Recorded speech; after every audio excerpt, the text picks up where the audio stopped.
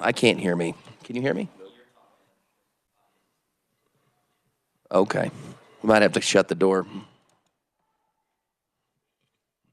Not everybody jump at once. There we go. There we are. Welcome, one and all, to the House Education Committee. We're going to go, before we get to Commissioner Watson, we're going to run through and go ahead and do action on Senate Bill 360. So I will I'll give him a minute because I forgot to remind him about Senate Bill 360. Jason, if you could give us a brief reminder about Senate Bill 360, I'd appreciate it. Yes, Mr. Chairman, members of the committee, Senate Bill 360 was the bill to make some changes with respect to 529 qualified tuition accounts, ABLE accounts, and first-time homebuyer savings accounts. Those amendments would be to allow a taxpayer to count contributions that have been made prior to April 15th of a tax year on their prior tax year's income tax filing if they choose to do so. It would also establish a 529 advisory council to advise the state treasurer on issues regarding the 529 qualified tuition account program. These would go into effect on publication in the Kansas Register, so they would be potentially applicable to for the 2023 tax year for those filing this spring in 2024. Very good. Committee discussion on the bill.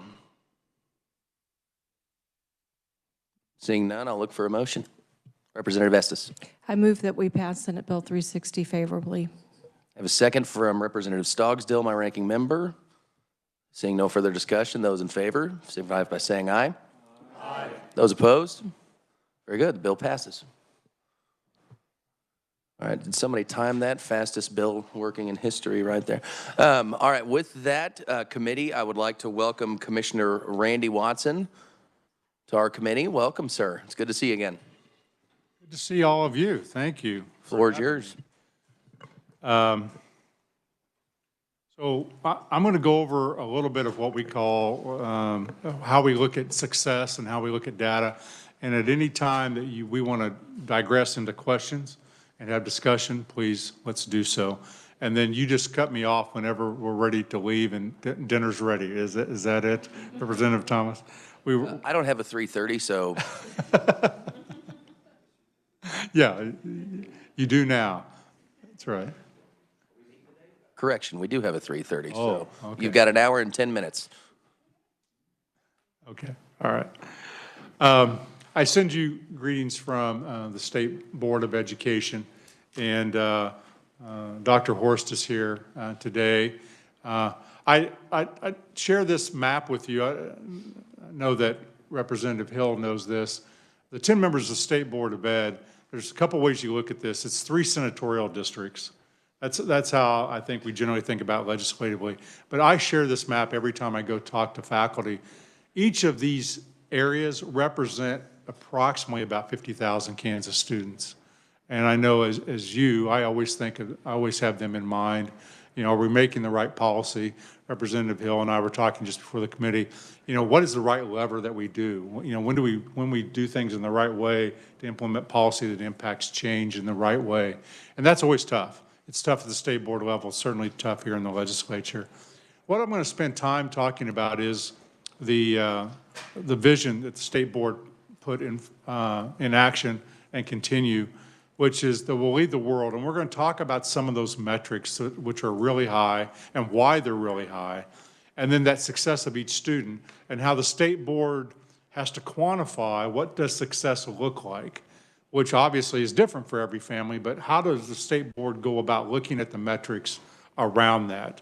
And so that's what I'll be sharing with you today. So the first of that is the very definition then of the state board is what is a successful high school graduate?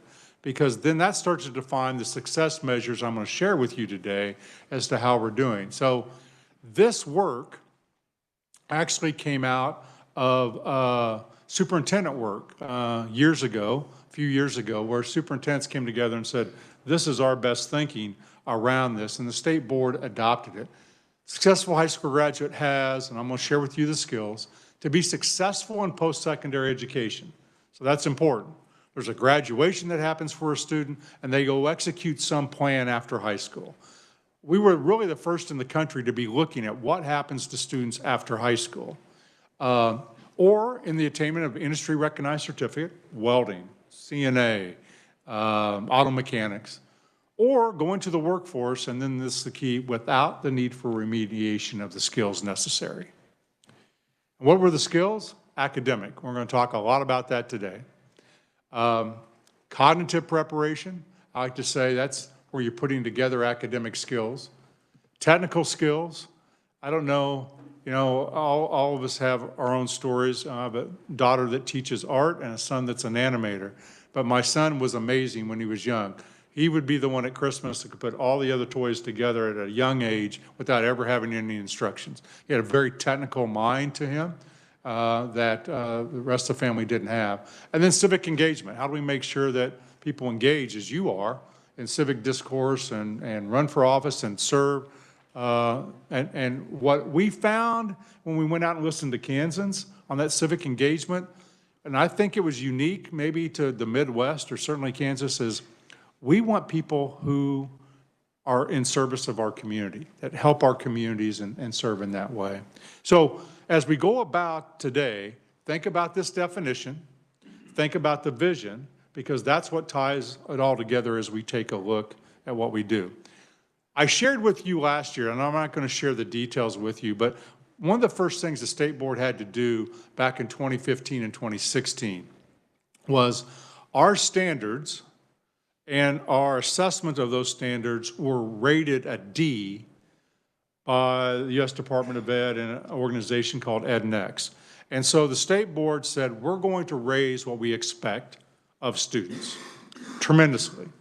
And they moved that rating from a D to an A in a few years. And we're going to establish high cut scores for assessments. And we did that with Kansas teachers in 2015 and 2016. I tell you that because we've learned a lot by looking at that data since then that I'm going to share with you.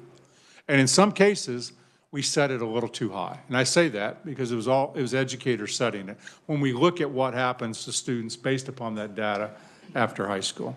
So let's start with this basic, which is, do I graduate high school? Economic data that we have say that certainly in 2024, the vast majority of young people will need to have a high school diploma. That was not true of my grandparents. And that's why they only had an 8th grade education, because there was nothing that precluded that. So our goal is 95%. And we're trying to make an effort to get there. When we look at all students, we're at 89% across the state. That's the highest in the history of our state, and we've increased that since we started by 3.2 percentage points. When we look at the subgroups, which I know we're all interested in, I want to ask you, when we say the word English language learner, does anyone know what the definition of an English language learner is? Because I think it's really important when we look at this category. So I know you've been really engaged on the floor, and I know it's a really long afternoon. This is the interactive part, Mr. Chairman. It's not, yeah, this is a student whose first language is not English, and they do not speak English well enough yet to be tested on an English exam. They are tested on what we call the limited English proficiency exam. The minute that they do well enough to get out of that exam, they score well enough on that exam, they no longer in this category. Does that make sense? So these are a lot of first-generation students, and what we see there is that we have increased those students by 6.7 percentage points, so greater than even the average. So we like that. We call that closing the gap. You know what free and reduced lunch, we spend a lot of time talking about at-risk, and when we look at this is our measure of poverty. Those students have increased 4.4 percentage points over the same years, and students with disabilities have increased 5.6 percentage points.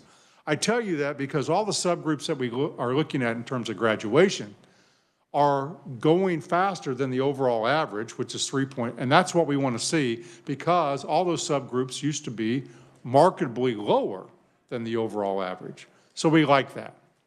But you have to ask the second part of the question, which I know that you ask a lot. Okay, I graduate high school, but do I have any skills when I do graduate high school? Or is high school graduation, is it meaningful or is it not meaningful? And so we do something that we've been doing since the school year 2015, and we look at a 5-year average of a school district, and we look at students when they leave. Most states don't do this because, as you know, once they leave high school, what control do we have? None. So it's the preparation, but we do that. We look at 2 years out of high school. On July 1, 2 years after the cohort graduates. So think about the class of 24 who will graduate in May of 24. We will take a snapshot of them on July 1 of 2026 and ask this question. Did you graduate high school? And did you go on to earn anything beyond high school, a certificate, an associate degree, a baccalaureate, or are you still in school pursuing that? That's the question we ask. And those are the results. We started in 2015 with 44% of Kansans who graduated high school and went on to earn something else, and now we're at the low 50%. We've increased that by 7 percentage points in the 7 years. That's important for you to know because graduation went up by 3.2 percentage points. The number of kids going on increased by 7 percentage points. And the state board's interested in that because if I go on to Cowley County Community College, or if I go on to Baker, or if I go on to John Deere Academy, I must have, and I do well, and I complete that, I have to have some kind of skill because I would wash out of that program, those programs. So it's really important. Now, I want to look at those sub-skills with you. So that's the big outcome. Our kids graduating and going on. Now let's look at what do we know while they're in school? Here's what we've known over the last several years. Academic performance has fallen. Whether you're measuring the state assessment or you're measuring ACT, and that's be true across the country, especially during COVID. If you look at ACT, state assessments are hard to compare because Florida has a different state assessment than Kansas. So I'm going to share with you a reversal. We get a little excited, but not entirely excited because it's only a 1-year look. I can't tell you that's a trend, right? I can tell you that we see a reversal of what we've been seeing over the last several years around academic performance on the state assessment. I'm going to spend a lot of time with you today talking about 4 different academic levels. Level 1 is the lowest, level 4 is the highest, and some interesting data that we're looking at. So what we want to see in level 1 and what you all struggle with here, as does Dean at the state board, is we need to dramatically decrease the number of students in level 1, and we'd like to over time increase the number of students at 3 and 4. So what we saw this year in language arts, reading, English, language arts, is that looking at the grades that we test, grades 3 through 8 and grade 10, in level 1, as you can see, most of those grade levels decreased across the state the percent of kids in level 1. And most increased the percent of kids in levels 3 and 4. So when we look at it, we test a total of 7 grades, and we found this: no grade level increased. That's a good sign, meaning we got better. No grade level decreased the percent of students in levels 3 and 4. And in English language arts and reading, 5 of the 7 grade levels saw a decrease in the percent of levels of students in level 1, and 6 of the 7 grade levels tested saw an increase in the percent of students in levels 3 and 4. So then we look at math, and we see the same thing.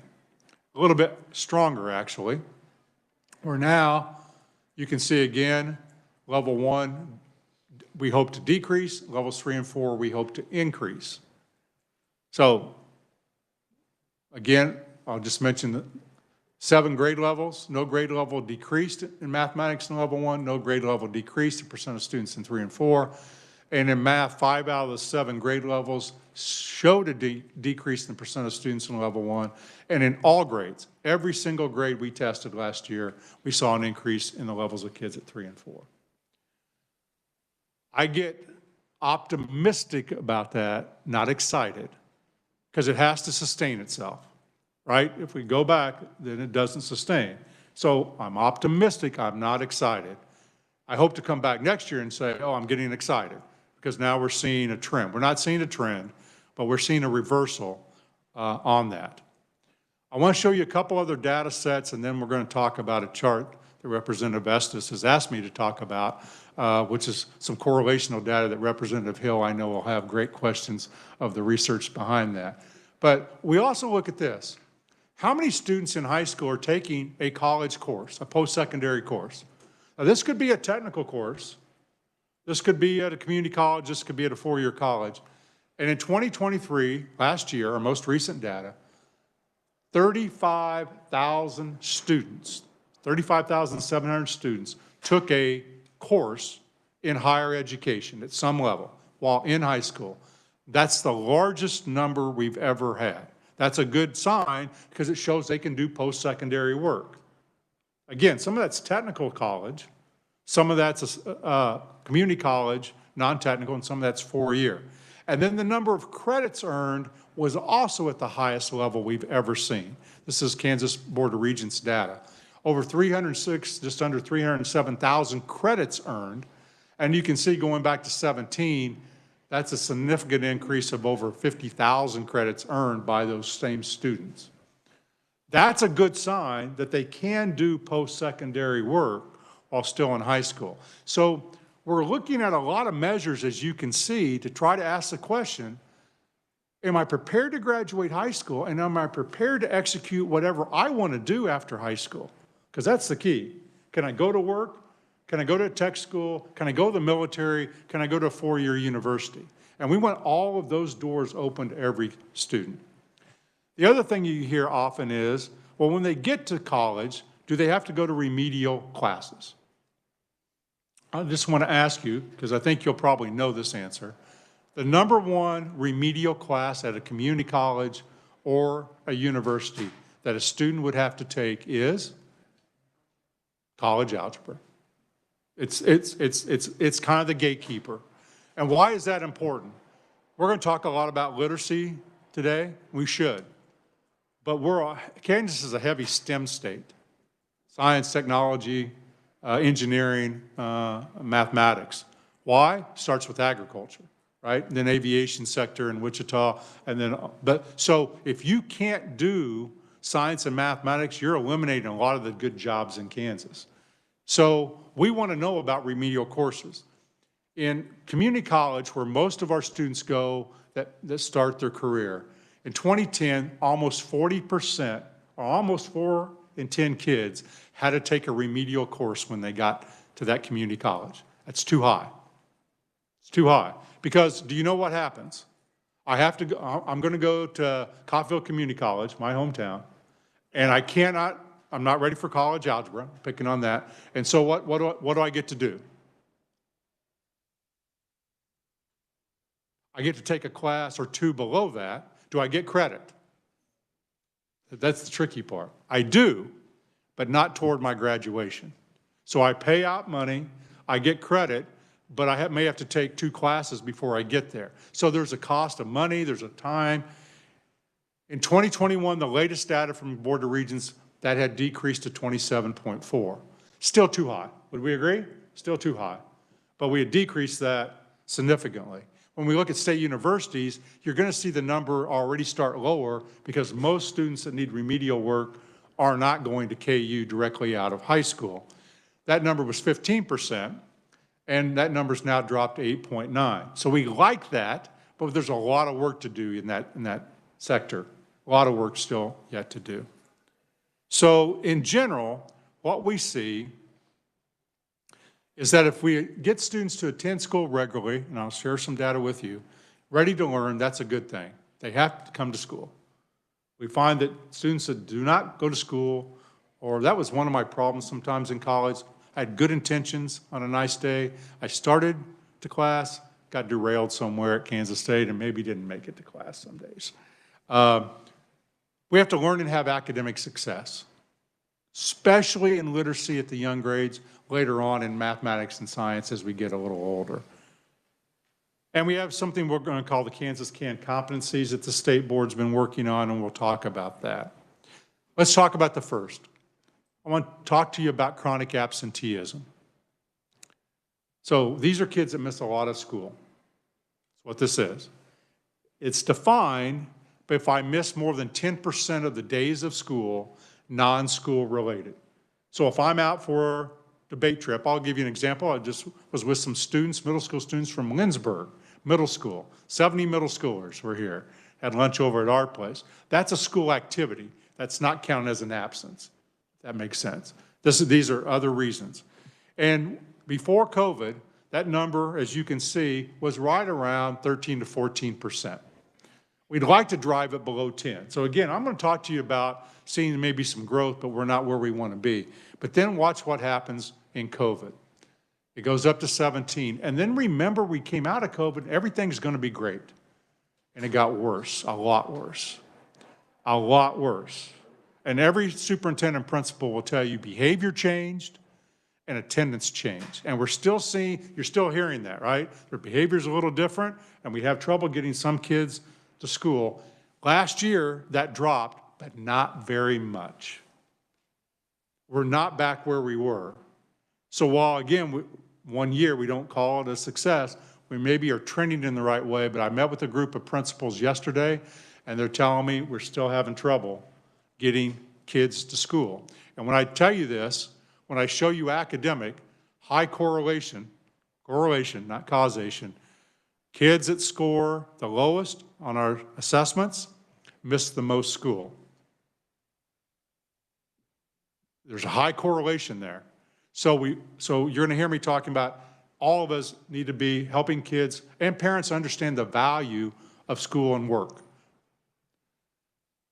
All right, now the chart that, we're headed to the chart that Representative Estes, and we're going to spend quite a bit of time. We get a lot of discussion around what is grade level, what is proficient, what is good, what's bad on the state assessment. I will caution you on this.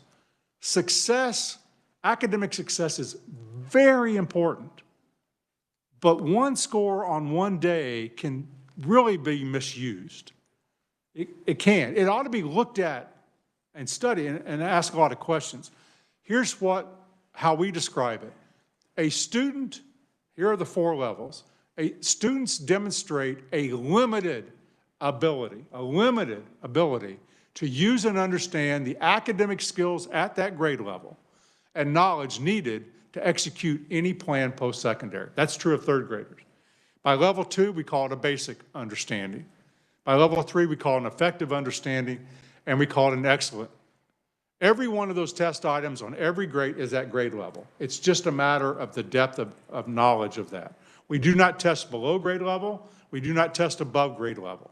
So it makes it difficult when you ask me the question, appropriately, Representative Stockstill, Randy, what's at grade level? Because I'm asked that question a lot. The whole test is at grade level, but it's differing within that grade level. And that was done in order to shorten the test, because parents and kids were saying the test is too long. Superintendents were telling us that, Representative Younger. So we shortened the test, but we had to have some concessions about how, if you shorten the test people will say then you can only make certain judgments around that. So here's the chart that we continue to add data to, and I put this up there, and then literally wherever I go, we can have an hour discussion on this. We won't do that today, but I'll have as long as you want. We call this a correlational chart. Here's what you're looking at. Let me just take this off, because here's what you're looking at. You're looking at 3 grade levels of students: the class of 17, the class of 18, and the class of 19. So the graduating class. And we're looking at them when they were 10th graders and how they scored on a state assessment. And then we're looking at them long after high school. Does that make sense? That's what we're doing. Soon to add the class of 2020. So we have to, it's a little bit of delay because we have to wait till they get far enough out. This is almost 106,000 Kansas students in this research that we're looking at. So it's a large data set. And what we're going to look at first is ask the question, when they were in 10th grade, what level did they score in English language arts on the state assessment? What did they score? This is English language arts, and this is mathematics.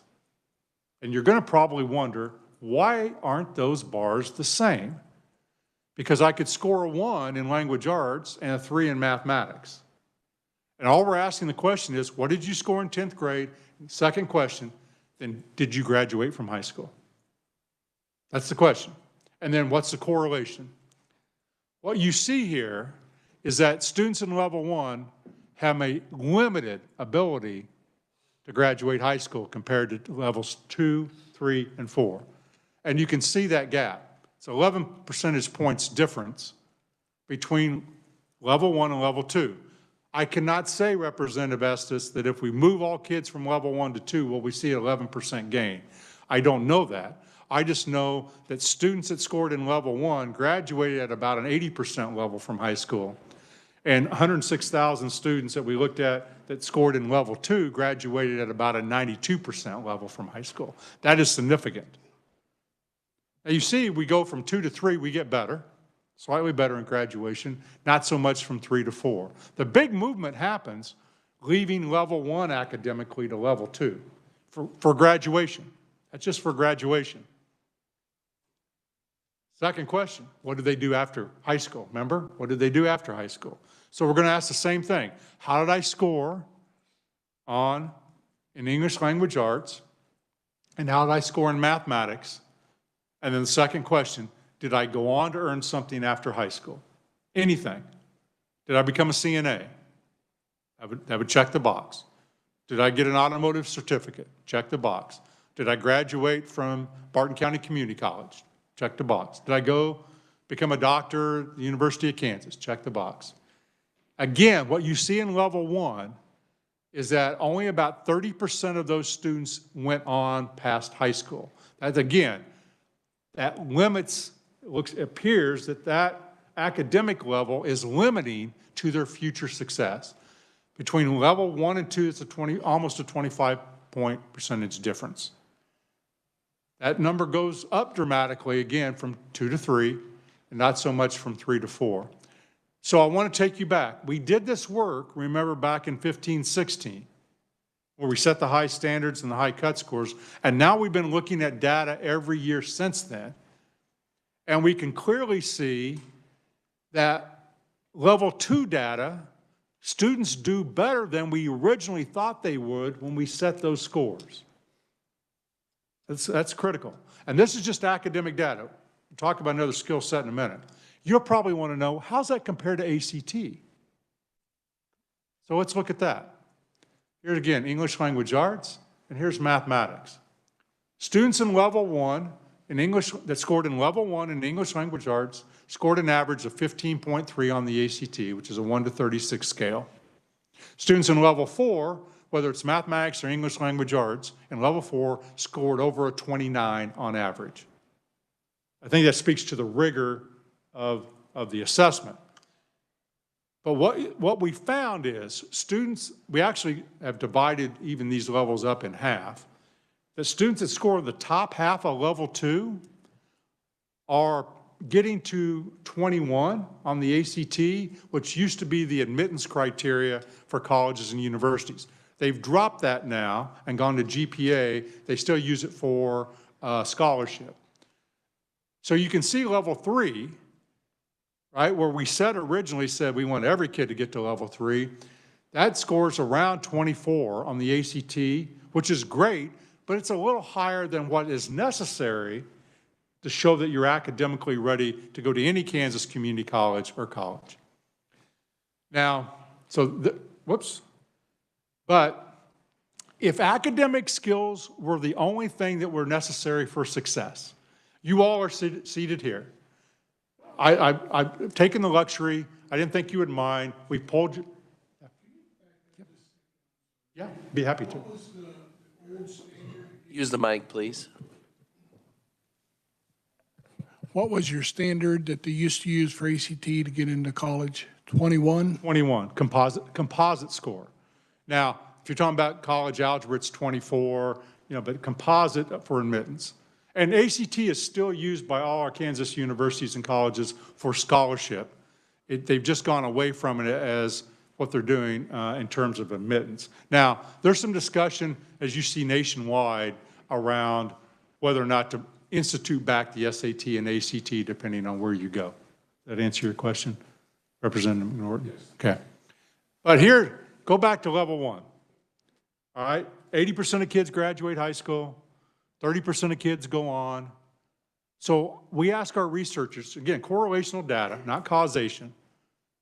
If academics are the sole reason that all of you are here today, being successful representatives, if it's just what you know, and I was about to say, I know you wouldn't mind, we polled your high school and college transcripts, and we just thought we'd share that. If you look at mine, I was in an era where I did take the ACT. I don't know if they ever even told me my score, because you got to go to any Kansas college that you wanted to without any knowledge. It's so different. But we know that there's another set of skills that are very difficult to quantifiably measure. In fact, we don't do it. We don't quantifiably measure, that the Kansas Chamber of Commerce says are the most important skills when it comes to employment. We call them the Kansas CAN competencies. And it's the interpersonal, intrapersonal cognitive skills. It's when employers say people can't communicate anymore. They're on their phone too much. They can't orally communicate. So it's these skills in combination with academic skills and coming to school that we see really make a difference. I was with Smoky Valley, Lindsborg, middle school kids. They were 8th graders. I said, how many of you are in an extracurricular activity? And the vast majority of hands went up. And what we know is, just like this, some students are going to need more help and more repetitions in academics. It'll come easy to some kids. It'll come easy, not easy to others. I learned to read via Dick and Jane and their dog Spot. All right, we know that's not the best way to teach reading today, by the way, but I learned to read, and reading came easy for Randy. And so did mathematics early, because I could memorize facts. But boy, I got to algebra and geometry, and the lights started turning off in a hurry, because I hadn't fully learned the base 10 system. But academically, I need another set of skills. I also may need a lot of repetitions in some of these. And you get those by playing in the band, showing up on time, having to learn music. You get that in an FFA class. You get that in 4-H. You can also get it in the classroom. So oftentimes we talk about kids need help with these skills and they need help academically. So action that we're asking school districts to take, lower chronic absenteeism immediately. Can we get that lower? Can we get kids to school? Can we move students academically out of level 1? Can we raise the level of academic rigor for all students and have high expectations? We think we've lowered those expectations over the last several years. I'm not saying on purpose. We think it's dropped a little bit. And can we help students develop those Kansas CAN competencies? You have in front of you our Kansas Education Framework for Literacy. You all know that we've been involved in spending over $15 million. The state board set aside with ESSER money to train on literacy. And everyone that's on this list that you're seeing right here has the ability to go through intensive 2-year training at no cost other than sweat equity.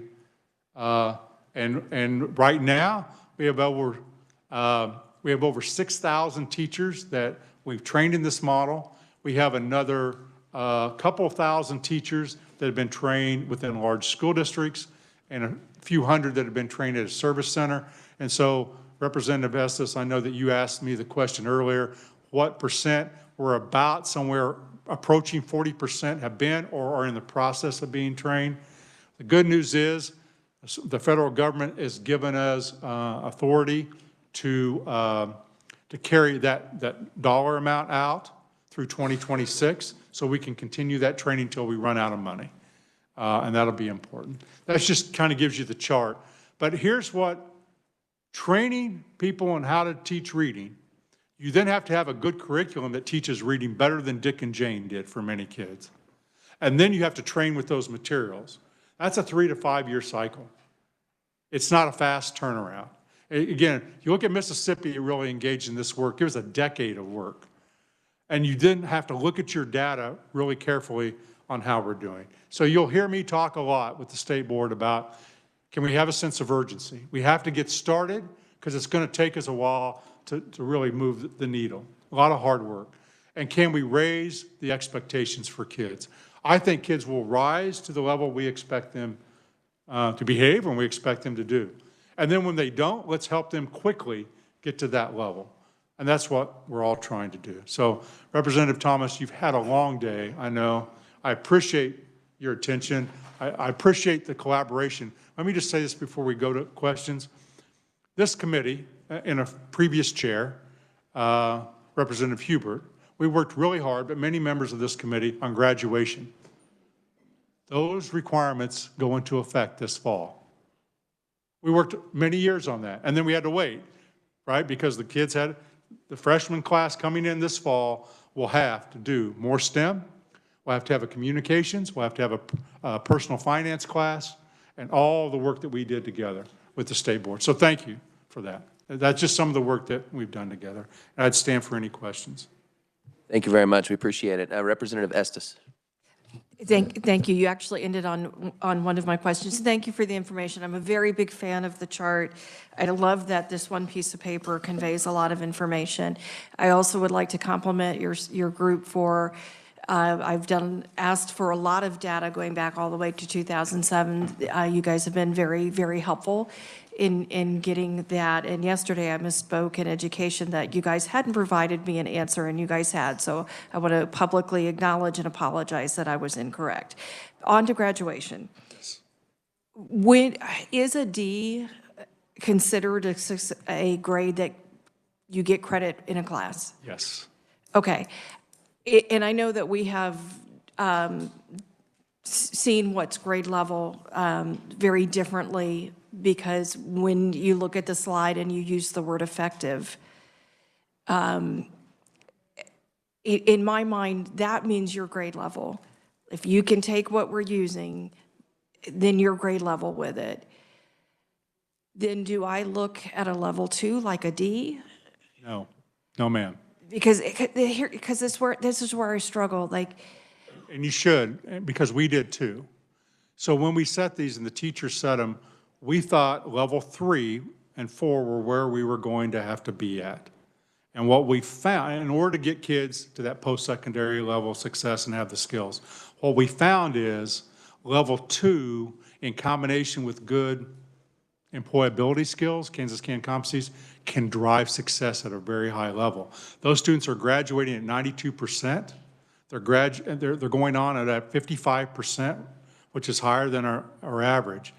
So while we get better, Representative Estes, in 3 and 4, the academic, and we should strive for that, the real magic that we're seeing right now with the kids we have, right now who have just left us, is moving out of level 1.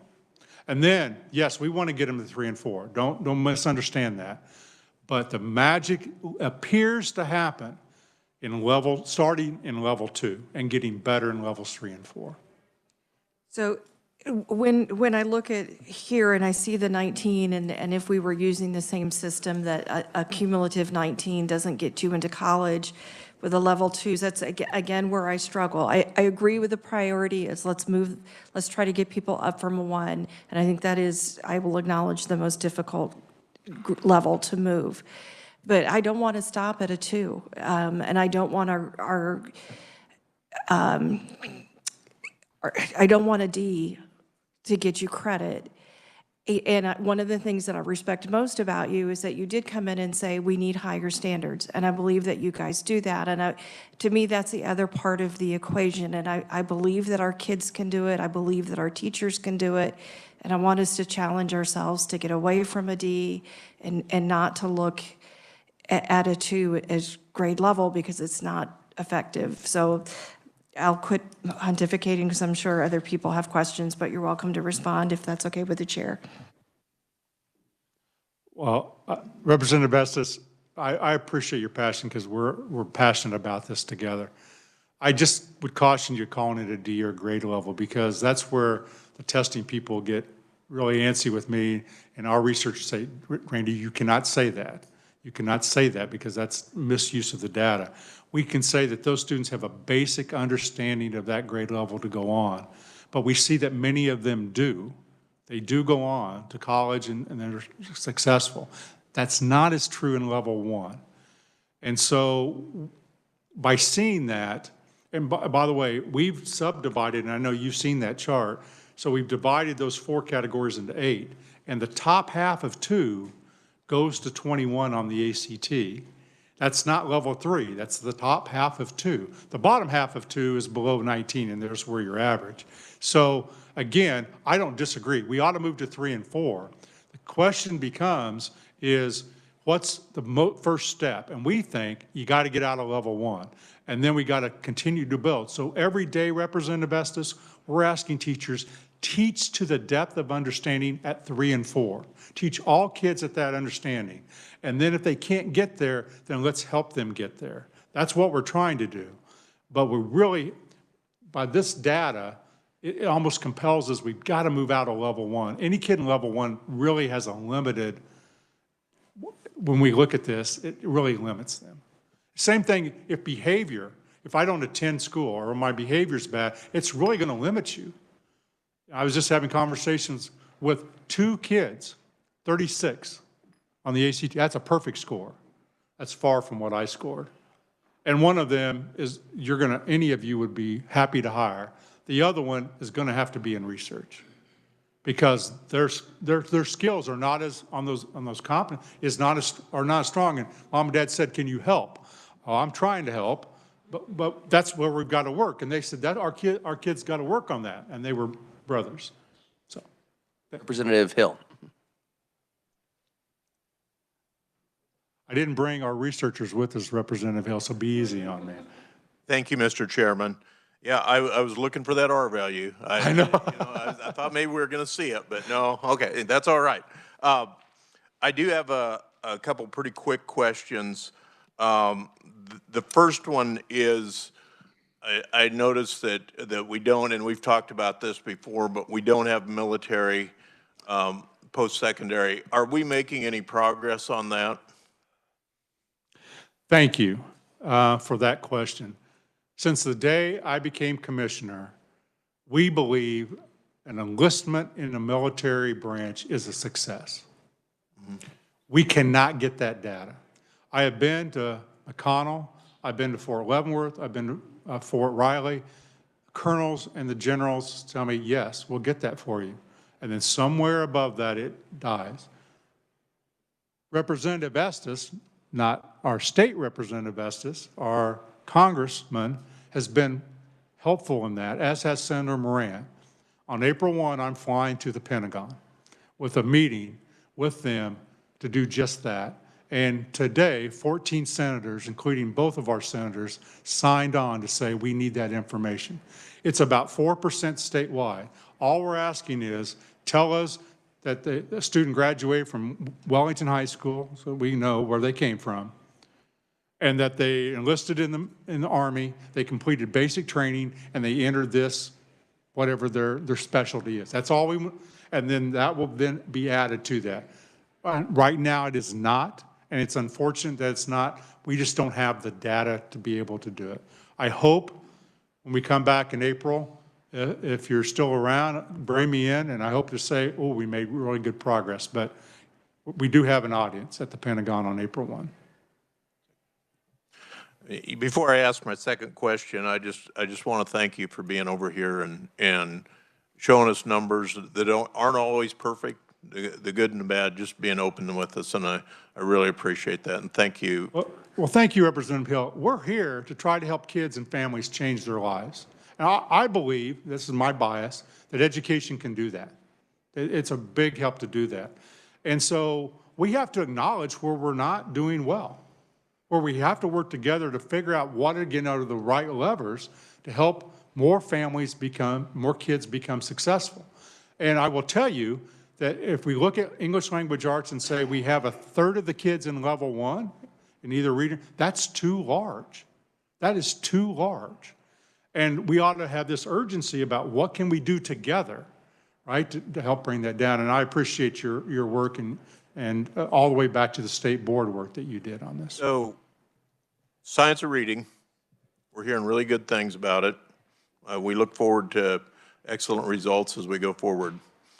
I'm hearing just a little bit about science of math, if we want to call it that, a more content-based approach to mathematics.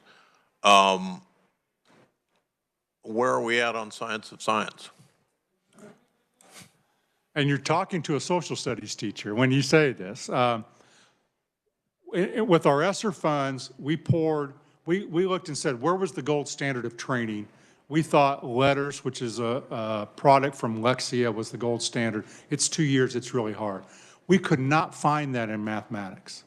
So we created our own. We brought teachers and professors in from across the country, and we created modules that will live on as long as we want. Put about $2 million, the state board did, into that development. So the science of math is coming, but the science of science and science of social studies are coming. But right now, if a student cannot read well, and I'm not talking about, the old days what we called literacy is the student couldn't read at all. These students can read even in level 1. They just can't comprehend at a level that we need to get them to. Then they're so limited. So that's one. And then we've got to get science and math because we're such a heavy STEM state. And then, of course, social studies is what makes everyone human, right? Our study of history, our study of how everything works. So I think we ought to continue to really wrestle and maybe argue about how we get there, because that makes us better. And the state board welcomes that discussion. You know, we have really robust discussions, and so that's really important going forward. Thank you. Maybe while you're in DC, you could get 14 senators to sign on to increase the Fed's contribution to special ed. That would be amazing.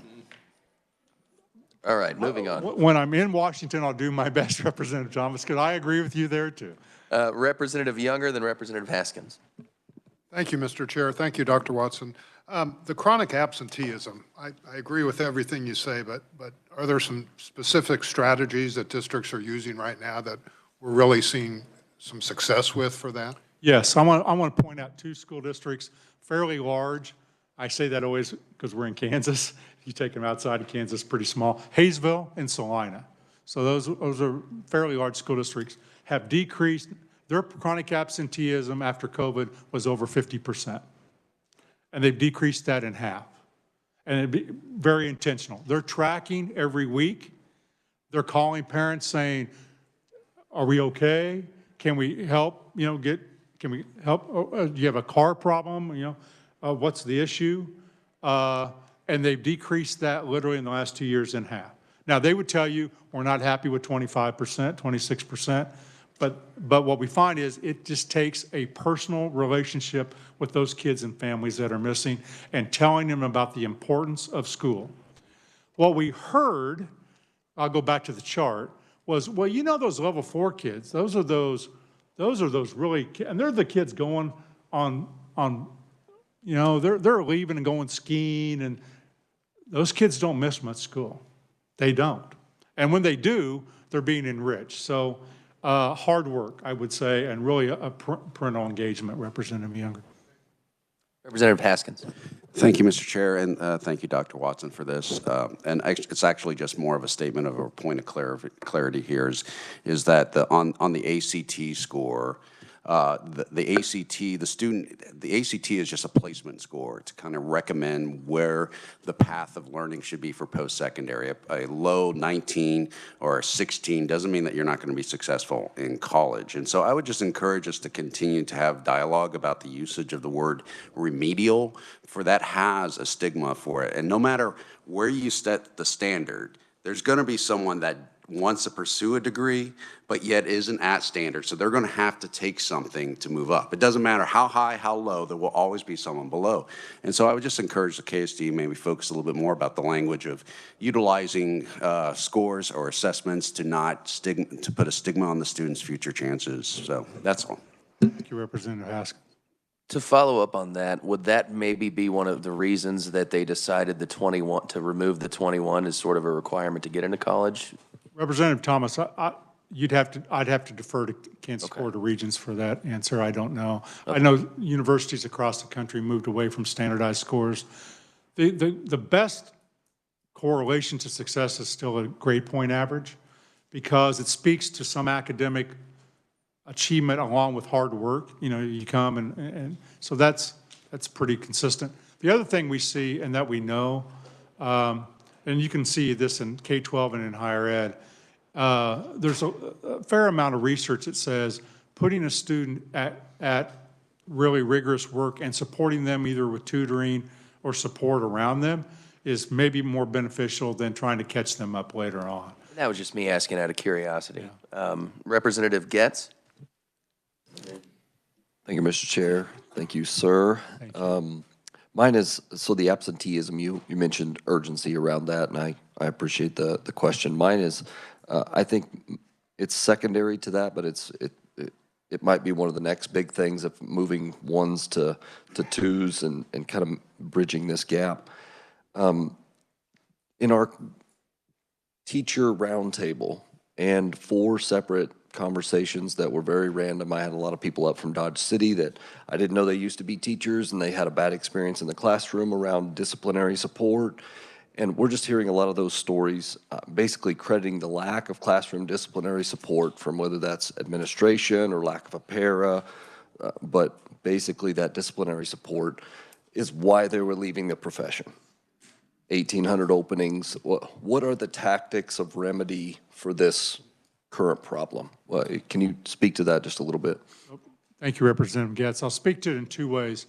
What we've seen coming out of COVID is behavior has shifted and attendance has dropped. So that's kind of the combination.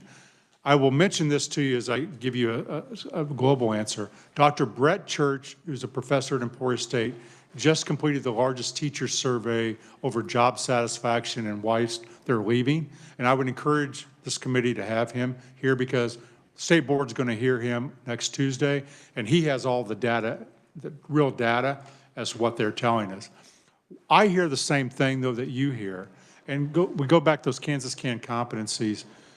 We're going to have to work together on how do we make sure that students that are disruptive get an education and not disrupt to the place that people feel like that it's out of control. And that's not an easy draw line, right? Because it varies. But I think we all ought to be having discussions about that. And I know we are at the state board level too, because Dina and the others have had the exact same question you've had coming from teachers saying, can we do something? Can we do something collectively about this? And everyone says yes. Kicking those kids out of school isn't the answer because then we're in the same problem.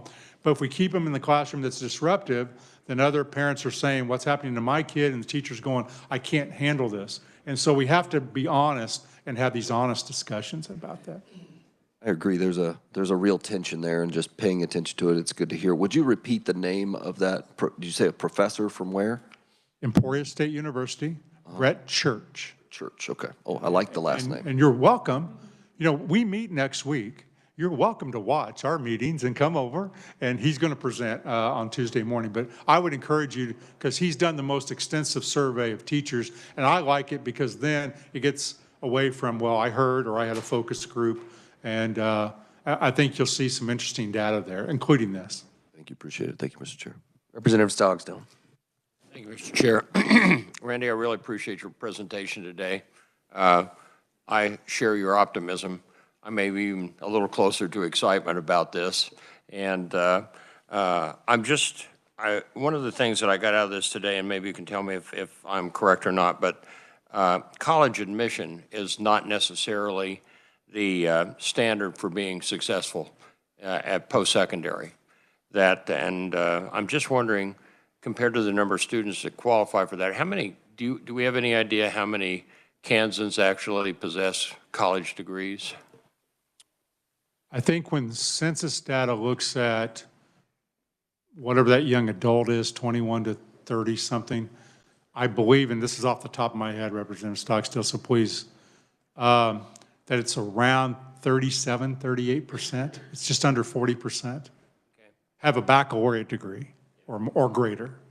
But there's obviously other areas that these folks can be totally successful in without Absolutely. college. So one of the things that are concerning to us, we need about 70 to 75% of our workforce to have something beyond high school. Half of that's a baccalaureate, master's, PhD. So let's just say it's around 40%. The other do not need that, but they need, a physical therapy assistant, which is a 2-year degree, or they need multiple certificates. And so we need both. And I can tell you, I'm going to brag on Representative Younger because several years ago I got to go out and share graduation with him because of a very special kid that I was invited who was going to graduate from Harvard the same week he graduated from Ulysses High School. What Representative Younger knows that what amazed me, I already knew him and his family, and it was amazing, were the number of kids that graduated that week with associate degrees and certificates that were first-generation kids that were changing the trajectory of their life forever. And I wouldn't have known that had I not gone out and seen the work that they were doing. It was remarkable. I just want to make one real quick observation, too. I taught decades ago, but I have followed education ever since then. And the behavioral problems that we're seeing today are societal. And it really irks me to have our teachers, the blame put on our teachers and administrators and so on. Certainly they have to deal with this. But I think societal issues are the real root cause of that, and how we deal with that goes way beyond our educational systems. Thank you for your presentation. Representative Riley and then Representative Younger. Thank you, Mr. Chair. So thank you, Dr. Watson. I think I've asked one of these questions already. I've got two questions. So the numbers that you were showing us, the 25% that you had on the table on the chart, talking about kids and absenteeism. Yes, sir. So was that drilled into all students? Everything? So if you were to look at just the level 1 students, what their percentages of absenteeism, what number would that look like? Again, I don't have that in front of me, so I'm going to get close for you. It's much higher. It's more closely to 40%. I was almost. And I'll be happy to get the exact number for you. I'd almost guess double if. Yes. Because it seems like that's where the core is. It's a parent thing, it's a kid thing, to work on that level 1 kind of thing. My second question has to do with, and I've asked this question I think last year, of so whatever happened to Mercury, Apollo, Gemini, whatever happened to individual plans of study, that was part of the CAN initiative originally, and I haven't heard much about that. You don't talk about that anymore. Well, we would, but what we're finding out in the data is that our academic data has fallen, so we have to pay really close attention to why are we falling there. But I will say this, once we start to correct those Kansas CAN competencies and academic, an individual plan of study and trying to personalize that path for every kid is still extremely important. Well, that's gone And by we're still doing that work. wayside completely. No, no, sir. No, as a special ed teacher, seeing what an individual education plan looks like. That's right. When you came out with, or the board came out with that whole concept, I mean, that was the perfect thing for a plan for a student to get through their education. They had a plan through high school. They had counselors that were involved. That was an awesome plan, and knowing that's not back on track again, that's kind of concerns me. And then, of course, the other thing of the Mercury and the Apollo and Gemini, that was based on the, certain academic things at school, right? And you were building schools around that, right. And that was, you were working with the administration and building stuff out of that. And so hearing that that went off track, that's what I'm hearing.